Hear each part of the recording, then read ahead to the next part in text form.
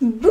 Je me suis dit que ça faisait un petit moment quand même que je ne t'avais pas parlé de livres sur cette chaîne. D'ailleurs, je crois que ça fait même 3 mois que je ne t'ai pas parlé de livres. Et bon, ça fait un peu longtemps. Du coup, je vais te parler aujourd'hui de 2 livres que j'ai lus plus ou moins dernièrement et qui m'ont énormément plu. Du coup, aujourd'hui, on va parler de La Voix des Anges de Anne Rice et de La Langue des Bêtes de Stéphane Servan. Je vais donc commencer par te parler donc de La Voix des Anges de Anne Rice, mais avant de te parler de ce livre-là, il faut que je te raconte une petite anecdote. À la base, La Voix des Anges de Anne Rice, c'est le premier livre d'elle que j'ai acheté, c'est le livre par lequel je voulais commencer. Sauf qu'entre-temps, j'ai acheté d'autres livres d'elle, dont Le Violon de Anne Rice, qui est donc un livre qui est vachement plus court, puisque La Voix des Anges, une belle brique de 800 pages, et que Le Violon fait 300 pages. Presque, oui, 300 pages. Et du coup, je me suis dit, oh, je vais commencer par Le Violon, parce qu'il est plus petit, et que voilà, j'ai pas beaucoup de temps en ce moment pour lire, du coup, c'est pas mal. Et ce livre a de très mauvais avis sur Livre Addict. Mais je me suis dit, non, t'inquiète. Ça fait 3 mois que je suis sur ce livre. 3 mois, si c'est pas plus, et je ne l'ai toujours pas fini.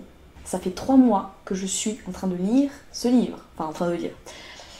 Voilà, c'est un livre dans lequel je n'arrive pas à avancer. C'est vraiment affreux, genre vraiment, c'est horrible. Et pourtant il est pas si nul que ça comme livre, mais vraiment je n'arrive pas, je ne sais pas, je ne comprends pas. Il doit y avoir une magie bizarre dedans qui fait que je n'y arrive pas. Du coup quand je me suis enfin décidée à me dire, essaye d'en lire un autre, et ça s'est vachement mieux passé parce que La Voix des Anges de Anne Rice, c'est genre juste trop bien, c'est une bombe.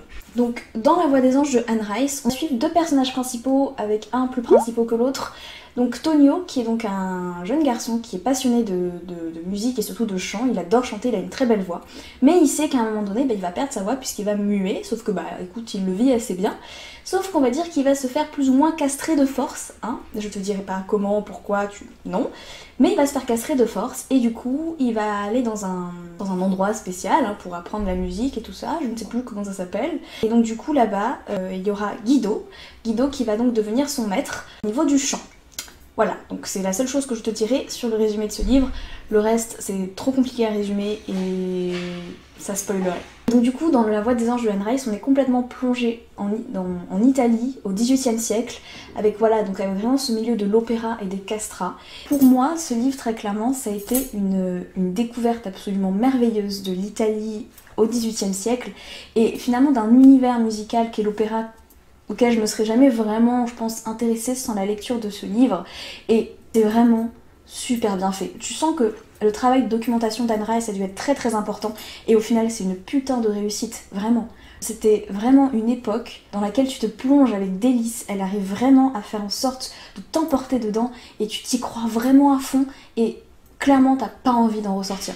T'as vraiment pas envie de sortir de cette époque, de cet univers, de cette présentation qu'elle fait, donc de l'opéra, des castrats. Un roman qui te fait quand même une merveilleuse découverte d'une époque que j'ai pas connue, que tu n'as sûrement pas connue, normalement, Et donc du coup c'était merveilleux, et juste pour ça, juste pour ce travail-là déjà, ça suffirait au fait qu'il faut lire ce livre. Il y a plein d'autres choses à côté qui font que c'est encore plus génial, mais rien que ça déjà, pour moi, il faut le lire. Juste pour ça, déjà, il faut le lire. Donc je pense déjà que tu as compris que vraiment ce livre, pour moi, je l'ai vraiment adoré. Et si je devais te décrire ce livre-là, en un seul mot, ce serait passion.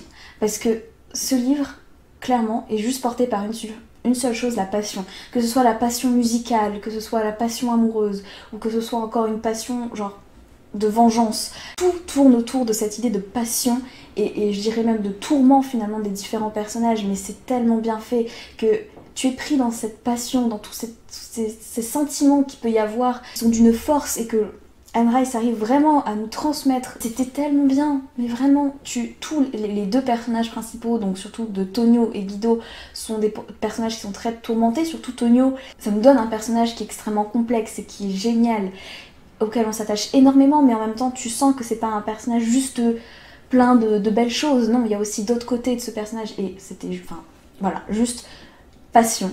Et ce qui accentue finalement le fait que moi, quand je suis arrivée à la fin du livre, je me dis non, je ne veux pas que ce soit déjà fini, s'il vous plaît, non, je ne veux pas. Et j'aurais tellement aimé qu'il y ait un 2e tome, parce que ce livre fait 800 pages, presque 900, et c'est pas suffisant. C'est pas suffisant, j'aurais tellement aimé plus encore, lire encore des pages avec Tonio, avec Guido, lire encore des pages sur cette Italie du XVIIIe siècle, avoir encore plein de pages là-dessus, ça m'aurait tellement plu. Vraiment, c'était super. En plus, dans ce livre, on a pas mal de romances plutôt homosexuelles, et de manière générale, je trouve que moi, la romance homosexuelle, ça peut être pas mal parce que ça change un petit peu des romances classiques. Voilà, un détail du livre que, voilà, j'ai rien de plus à dire dessus, c'était juste pour t'informer. Et clairement, ce qui, je pense, me fait galérer dans ma lecture du violon de Anne Rice, hein, que je te rappelle que je n'ai toujours pas fini, c'est qu'il y a... Son écriture est extrêmement dense et je pense extrêmement lourde et c'est vraiment très dur à lire. Et ce qui n'est pas du tout le cas dans La Voix des Anges de Anne Rice. Tout est très fluide, ça se lit vraiment très très bien. L'histoire, on s'ennuie jamais. Il y a vraiment... elle sait vraiment bien gérer les temps d'action où il se passe un truc waouh, et les moments beaucoup plus calmes, voilà, sans que ce moment calme reste trop longtemps et que t'aies le temps de t'ennuyer. Non, vraiment, tout est très très bien fait, très bien construit. C'était un putain de livre.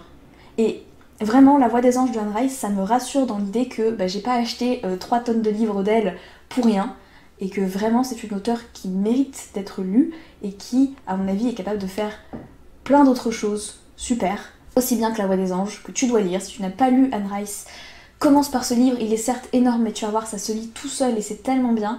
Et si tu as déjà lu du Anne Rice, mais que tu n'as pas lu La Voix des Anges, lis-le, parce que c'est vraiment une bombe. Voilà, je pense que tu as dû le comprendre. J'ai beaucoup aimé ce livre, lis-le, s'il te plaît. Du coup, maintenant, je vais te parler donc de La Langue des Bêtes, de Stéphane Servan, qui était un livre doudou. Genre c'est mon bébé, genre c'était de la douceur à l'état pur.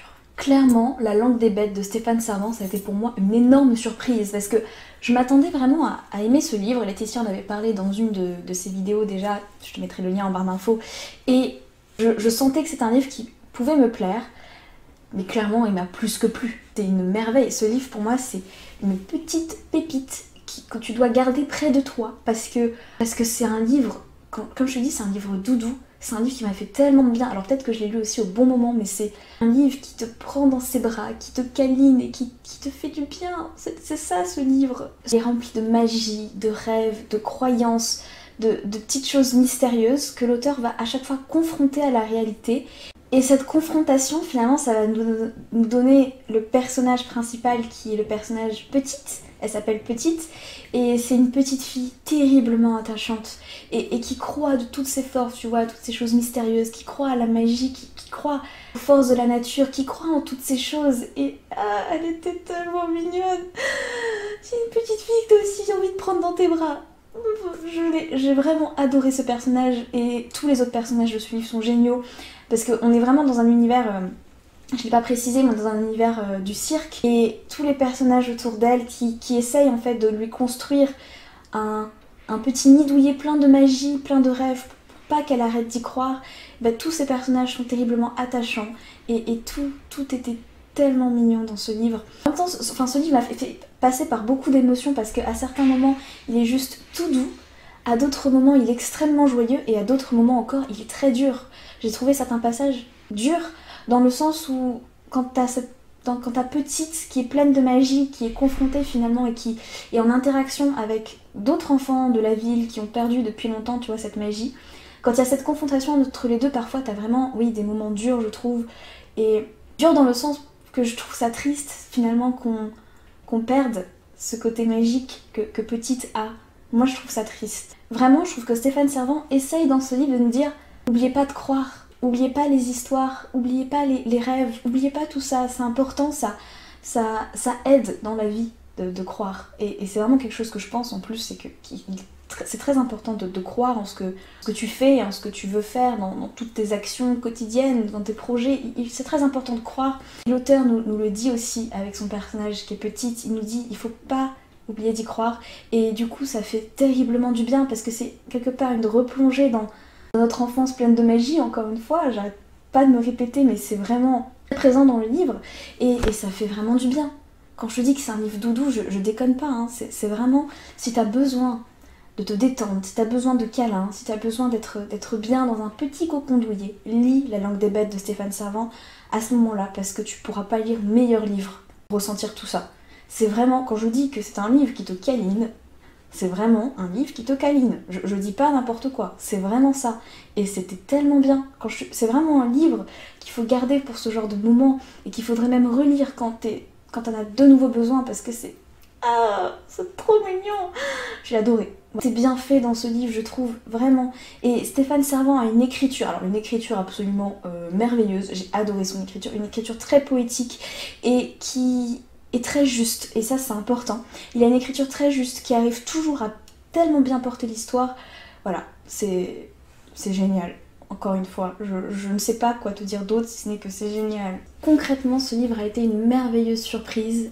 Je m'attendais à l'aimer mais pas autant et j'ai passé un très très bon moment. Encore une fois, c'est un livre doudou, un livre pour te faire des petits câlinous. Lis-le, il est très très bien, vraiment. Et clairement, je lirai tous les autres livres de Stéphane Servant parce qu'avec celui-là, il m'a clairement emballé de ouf et j'aime ce livre. Voilà. Bon ben voilà, cette vidéo est terminée, j'espère qu'elle t'aura plu, j'espère que tu es content de voir de nouveau des livres sur cette chaîne, j'espère, peut-être que tu en avais marre et que tu ne voulais pas que j'en reparle, mais voilà.